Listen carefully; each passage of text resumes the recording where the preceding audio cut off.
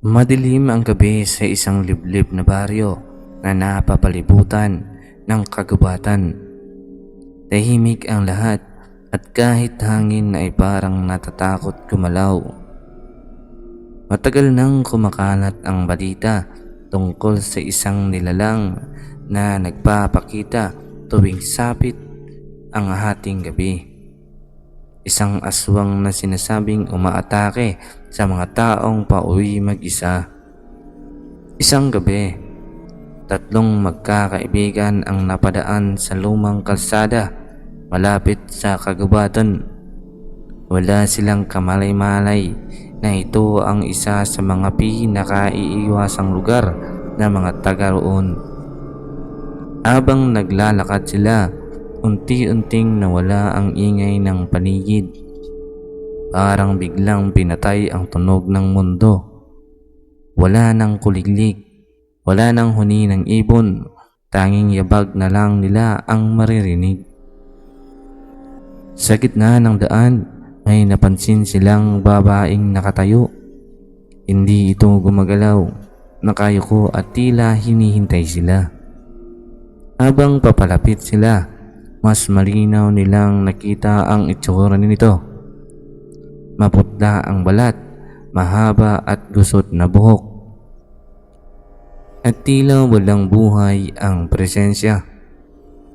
Sa bawat takbang nila palapit, mas lumalakas ang hindi maipaliwanag na lamig sa paligid.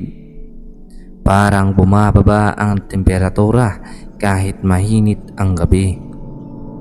Unti-unting nag-angat ng ulo ang babae. Doon nila napansin ang kakaibang itsura ng kanyang mukha. Sobrang putla at ang mga mata ay tila walang kinabukasan. Parang nakatitig pero wala namang laman. Habang pinagmamasdan nila ito, unti-unting nagbago ang ekspresyon ng babae.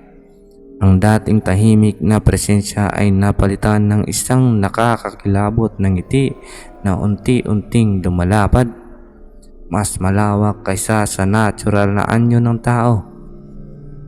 Doon nila napagtanto na may mali. Napaatras sila, ngunit huli na ang lahat. Ang hangin ay biglang sumingaw ng mabahong amoy.